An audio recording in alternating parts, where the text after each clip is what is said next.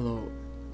I would like to read to you a short story from my book, The Sun at Midnight, The Revealed Mysteries of the Bayt Sufis. And within this book there is a series of stories about a mysterious man named Mr. Qadir and a homeless man by the name of Sam. And so this chapter, called Tales from Under the Overpass, begins with a quote from Imam Muhammad Baqir alayhi salam. The biggest mistake is to reveal the bad deeds of others and to hide your own bad deeds.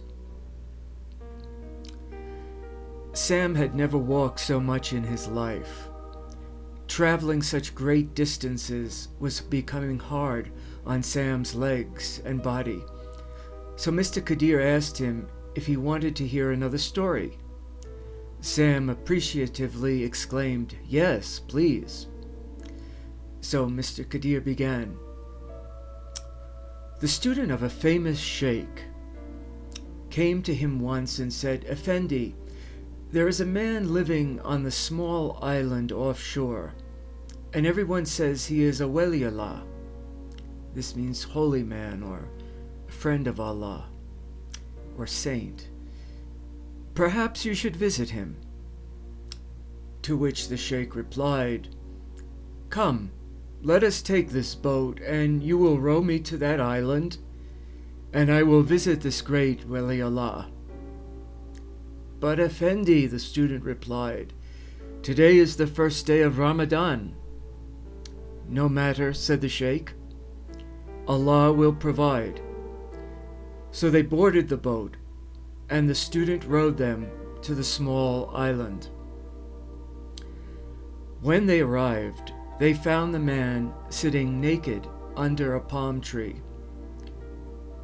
unbathed and unkempt, doing absolutely nothing. "What are you doing?" demanded the sheikh. "It is Ramadan, and you don't have ablution." "What ablution?" asked the man. "The prescribed washing," said the sheikh. "I don't know about that," replied the man. "I live simply. I only eat what I find under rocks and light a fire to keep warm after dark." "You are eating creeping things? You do not have ablution?" shrieked the sheikh, and turning to his student said, "This is no waliullah. Now you have stuck us on this island and we cannot get back to the mainland before dark. Go and catch me a fish and cook it for our meal to break our fast." After sundown, the other man built a fire and used his haidaria, the traditional Sufi cloak, as a tablecloth for the meal. The sheikh scolded him. "You don't make ablution, and you use your haidaria to eat off." And turning to his student said, "This man is no waliullah." Morning came, and the other man put his takya, his dervish cap, in his pocket to use as a handkerchief, and the haidaria he wrapped around his head to shield himself from the harsh sun. And the whole thing altogether wrong.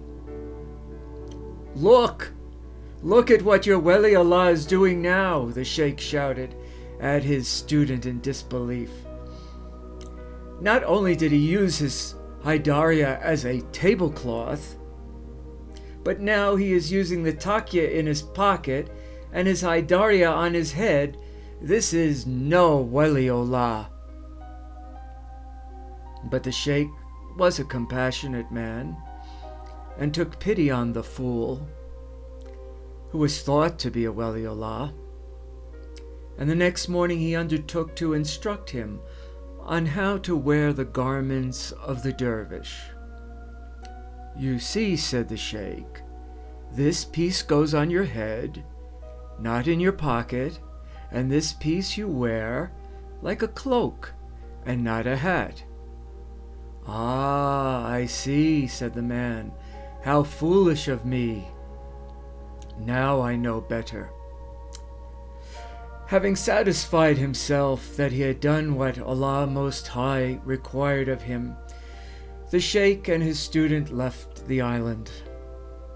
However, as they were rowing back to shore, the student suddenly stopped and his mouth dropped open.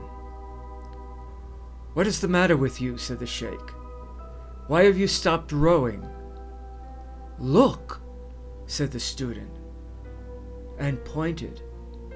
When the sheikh turned around, he saw the fool, who did everything wrong, running across the water, shouting, "Wait, sheikh, tell me again, which goes on my shoulders and which goes on my head?" "Sam," Mr. Qadir exclaimed, "Allah often hides His Waliullah from humankind.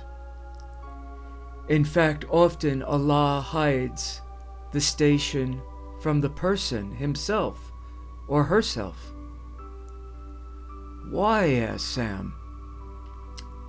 "Allah often has secret missions for these men and women to perform.